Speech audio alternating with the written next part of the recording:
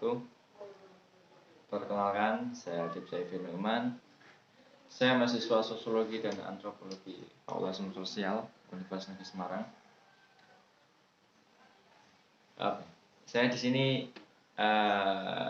ingin mengajak kawan-kawan semua untuk membahas tentang apa yang disebut sebagai pembangunan atau biasa kita kenal dengan istilah developmentalism. Nah, untuk beberapa menit ke depan, saya akan mengajak kawan-kawan semua atau sedikit istilahnya mengulas tentang bagaimana pembangunan PLTU yang ada di Jepara. Jadi tema besar dalam pembicaraan pada video ini adalah bagaimana pembangunan PLTU di Jepara dan sebenarnya pembangunan PLTU di Jepara itu untuk siapa gitu. Jadi topiknya itu pembangunan PLTU di Jepara untuk siapa. Dan ditanya potret pembangunan PLTU Jepara gitu. Nah, saya kira pembahasan tentang PLTU Jepara ya secara umum lah, PLTU ini sangat istilahnya cukup menarik untuk dibahas karena kalau kita melihat beberapa waktu yang lalu, mungkin sekarang bisa masih hangat, yaitu tentang pembangunan PLTU di Batang yang akhirnya ini ditemukan bahwa akibat adanya pembangunan PLTU di Batang itu pencemaran lingkungan di laut Batang makin meningkat. Jadi ditemui beberapa temuan video gitu ya, ada nelayan yang berada di dekat proyek pembangunan PLTU itu menemui batu bara. Jadi batu bara yang istilahnya terjaring di jaring-jaring nelayan gitu ketika menangkap ikan. Dan ini kan menjadi sesuatu yang istilahnya yang perlu perhatian kita semua karena memang kalau kita bayangkan bahwa nelayan menjaring dan hasil tangkapannya akan ke dapur kemudian akan dikonsumsi manusia. Ini kan tentu akan menjadi suatu perlulah kita perhatikan bersama gitu. Nah, itu di Batang. Terus lantas bagaimana pembangunan PLTU di Jepara? Jadi bertolak dari berita itu, dan saya juga tertarik untuk bagaimana melihat potret pembangunan di PLTU Jepara gitu ya. Jadi saya kira-kira pada Selasa tanggal 12 Januari. Jadi saya berangkat dari Kudus menuju ke Jepara untuk istilahnya ya meneliti ya, observasi kecil-kecilan gitu ya. Jadi dia mengamati, setidaknya melihat kondisi di sana begitu. Terus berangkat dari Kudus jam 4 sampai sana jam 6, ya agak petang memang, dan memang enggak banyak kemudian apa yang bisa saya lihat karena telat waktunya sudah menjelang petang, jadi enggak begitu banyak yang bisa terabadikan dalam kamera begitu. Tapi ada beberapa yang bisa saya tangkap lewat tangkapan kamera, nanti bisa saya tampilkan kalau bisa ngedit. Terus jadi saya dulu ya sering melihat bagaimana pembangunan PLTU di Jepara. Ini beroperasi tapi dari kejauhan. Jadi melihatnya dari kejauhan saja, dan ketika saya datang dan langsung ke PLTU tersebut, saya kaget. Jadi memang pembangunan PLTU Jepara itu memang sangat megah. Saya kaget begitu megahnya pembangunan PLTU di Jepara itu. Datang dan memang besar, sangat besar. Dan kabarnya PLTU di Jepara itu menjadi salah satu PLTU terbesar di Asia Tenggara. Jadi kabarnya itu sudah menyalip Python yang ada di Purbalingga atau di mana. Ya, produksi dari listriknya itu bisa mencapai 4.600 lebih ya, kalau salah 4.000 megawatt, 4.000 megawatt lebih. Nah, yang menjadi pertanyaan adalah pembangunan sebesar itu adalah pembangunan sebesar itu sebenarnya itu untuk siapa gitu kan. Nah, itu menjadi sebuah pertanyaan besar, karena setelah saya melihat fakta di lapangan bahwa memang terdapat beberapa yang sebenarnya tidak sesuai dengan istilah pembangunan. Jadi kalau kita berbicara dengan istilah pembangunan itu kan sebenarnya pembangunan yang memang itu untuk kemaslahatan rakyat gitu ya. Pada kenyataan itu tidak demikian apa yang terjadi di PLTU Jepara, karena banyak sekali ditemukan bahwa sebenarnya masyarakat di sana itu banyak dirugikan akibat pembangunan PLTU Jepara. Jadi pertama, masalah ekologis cukup bisa tergambarkan bahwa di sana memang terjadi pencemaran. Jadi setelah saya melihat datang ke sana, itu melihat semacam limbah sisa dari PLTU. Jadi kan ada dua jenis limbah dari PLTU, itu limbah yang berbentuk cair dan limbah yang berbentuk yang menyebar lewat udara gitu. Limbah cair atau yang biasa dibuang ke laut kan, itu juga sebenarnya mengancam ekosistem atau biota laut di sana. Kemudian limbah udara. Nah, limbah udara itu ada dua jenisnya, yaitu fly ash, kemudian ada yang bottom ash. Jadi kalau yang fly ash itu bisa menyebar lewat udara, terbang bisa mencapai 100 km. Jadi PLTU di sini dampaknya bisa di sana karena memang debunya terbang begitu ya. Nah, itu pernah kejadian di Jepara, ada yang pernah meneliti bahwa polusi di udara di Jakarta ternyata setelah diteliti itu disebabkan karena limbah atau debu di PLTU yang jaraknya 100 km dari lokasi tersebut. Dan itu kan tentu jadi selain yang ngeri lah gitu ya. Terus bottom ash itu limbah yang istilahnya dia jatuh, jadi jatuh di sekitaran PLTU tersebut. Jadi di situ saya melihat debu-debu dari limbah PLTU ya bisa dilihat. Jadi ada semacam putih-putih kecil-kecil dan itu banyak sekali. Jadi kalau kita melihat limbah tersebut itu di ban-ban mobil itu kelihatan jelas, dan itu yang biasanya kemudian kan itu kan limbah turun dan menjatuhi tanaman-tanaman warga, dan itu bisa merusak tanaman dan ya memang bisa terancam gagal panen dan lain sebagainya, karena memang zat yang ada di debu tersebut memang zat yang istilahnya tidak bagus buat lingkungan, yang bisa mengakibatkan pencemaran lingkungan. Selain itu juga warga di sana mengeluhkan bagaimana bau yang menyengat akibat tumpukan batu bara dari ini yang untuk istilahnya mengoperasikan ini PLTU-nya jadi bahan bakarnya. Kemudian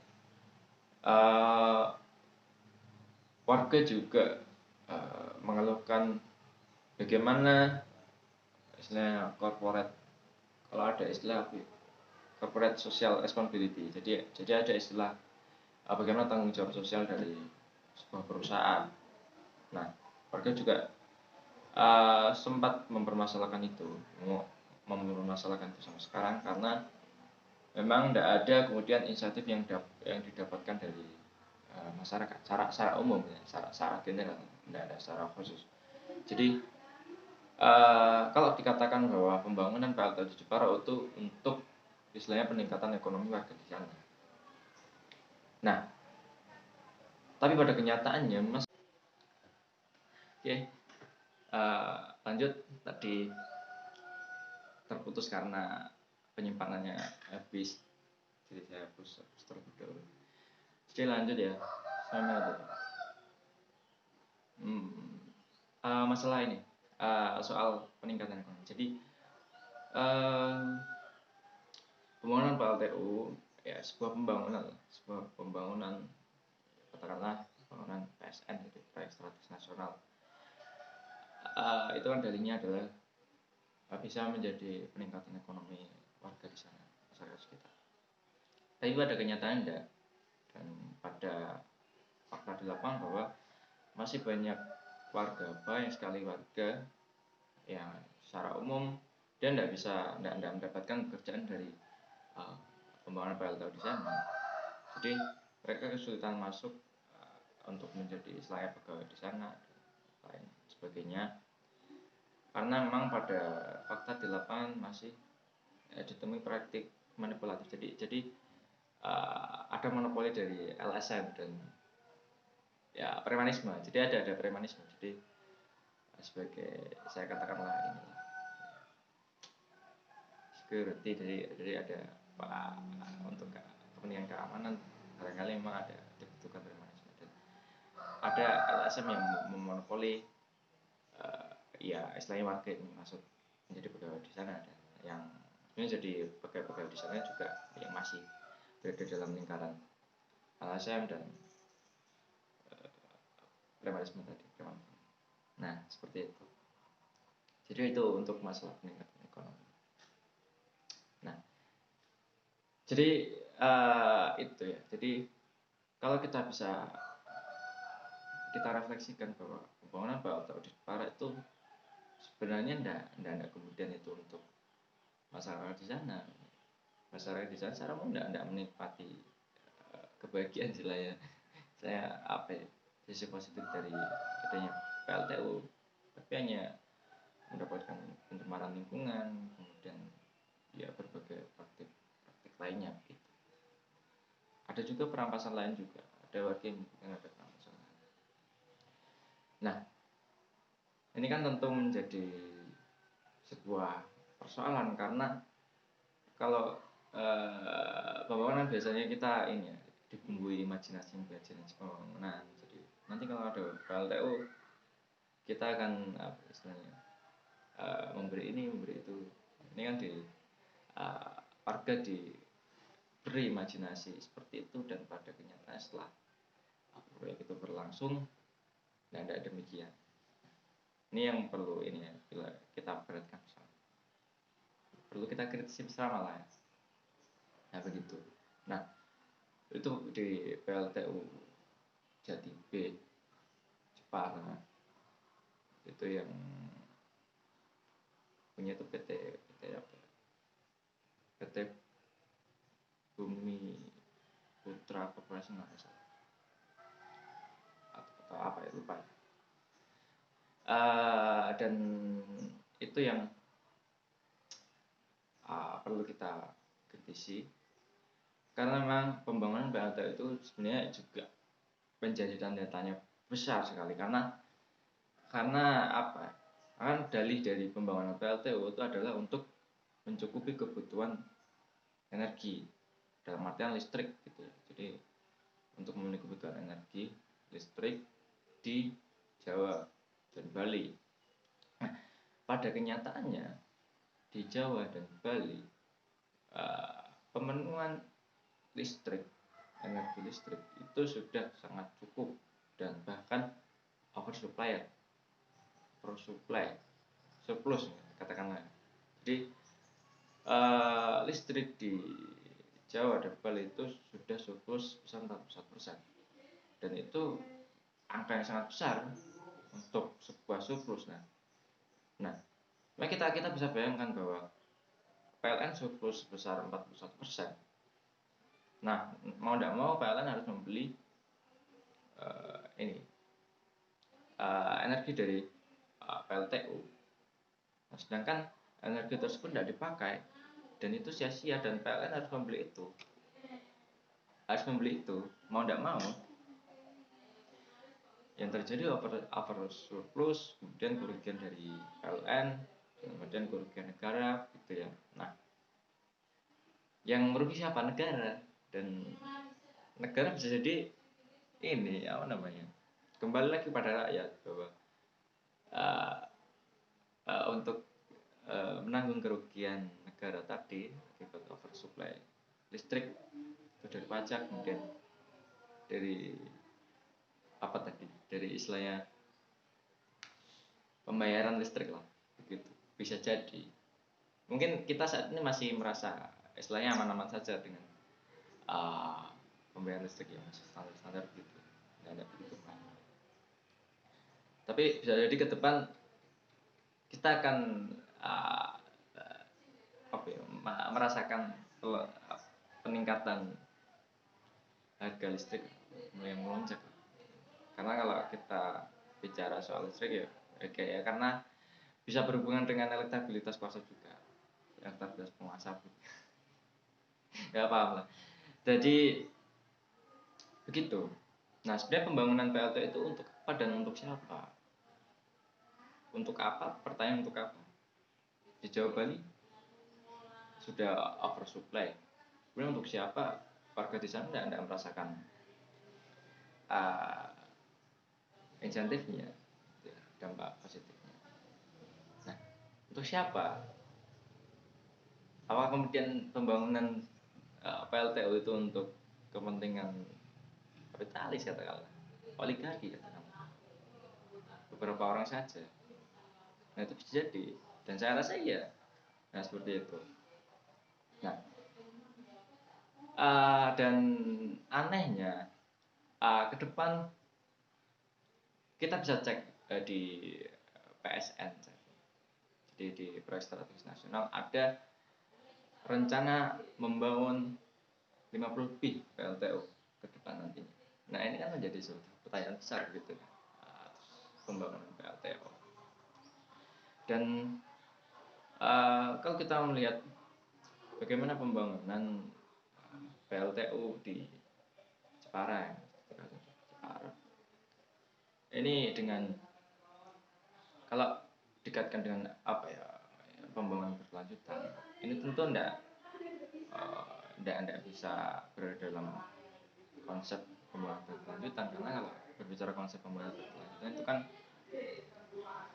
dia sebenarnya prinsipnya untuk menjamin kehidupan sekarang dan untuk menjamin kehidupan ke depan selanjutnya gitu, masa depan. Nah, jadi ada ekologi yang kemudian dijaga di sana sehingga pembangunan itu tidak terputus sekarang dan rusak di masa depan, dan tidak seperti itu, tetap berkelanjutan begitu. Nah, ini tentu tidak sesuai dengan apa yang kemudian berada di lapangan, bahwa pembangunan PLTU ini bukan suatu pembangunan yang berkelanjutan karena secara ekologis merusak, dan secara kerakyatan apa yang didapatkan rakyat juga masih dipertanyakan, tidak ada begitu ya. Nah, ini soal pembangunan berkelanjutan. Kemudian kalau kita melihat bagaimana prinsip-prinsip pembangunan, ini pembangunan PLTU itu bisa dikatakan sebagai pembangunan yang gagal karena kalau kita berbicara dengan indikator-indikator keberhasilan pembangunan itu kan ada pendapatan apa istilahnya, pendapatan per kapitanya, misalnya insentif yang dihasilkan dari pembangunan itu. Misalnya pembangunan itu pada kenyataannya merugi, PLTU merugi, PLN merugi. Nah, kalau kita berbicara dalam lingkup negara merugi, justru merugi, bukan untung tapi merugi. Kemudian kualitas hidup lah, secara kualitas ditinjau dari kualitas hidup, kualitas masyarakatnya jelas ya masih begitu-begitu saja. Bahkan sebenarnya masyarakat bisa hidup dari melaut tanpa harus bekerja sebagai buruh di PLTU.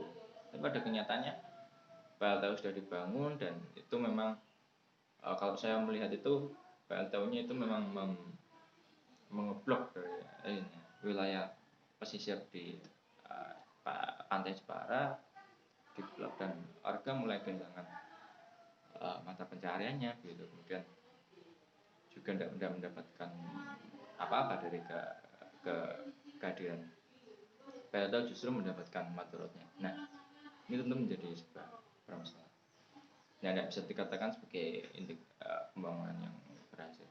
Kemudian secara ekologis, nah ini juga menjadi sebuah catatan besar karena pembangunan PLTU dimanapun menjadi permasalahan ekologis yang sangat besar dan dampaknya sangat luar biasa kalau memang tidak ada tata kelola yang baik gitu. Itu masalah ekologis jelas sangat terancam sekarang dan ke depan. PLTU ya memang bersinggungan dengan ekologis juga, apa istilahnya, pengoperasian PLTU-nya juga tidak dapat keadilan ekologis gitu. Kemudian soal pemerataan, jadi salah satu indikator kesuksesan pembangunan adalah pemerataan. Jadi pemerataan di sini juga tidak ditemukan dalam pembangunan PLTU. Jadi seperti itu. Jadi saya kira itu ya dialog pada video ini ya. Jadi dialog singkat tentang bagaimana potret pembangunan di PLTU Jepara. Nah, sebenarnya pembangunan itu untuk siapa, dan kita masih bertanya-tanya pembangunan itu untuk siapa, karena rakyat yang merasakan dampak positifnya, gitu ya. Saya kira cukup untuk ke depan. Barangkali ini bisa dilanjut dengan pembicaraan yang lebih lanjut karena enggak ini ya, enggak ada cukup waktunya untuk, dan masih banyak yang bisa kita obrolkan. Sementara ini dulu. Terima kasih. Wassalamualaikum.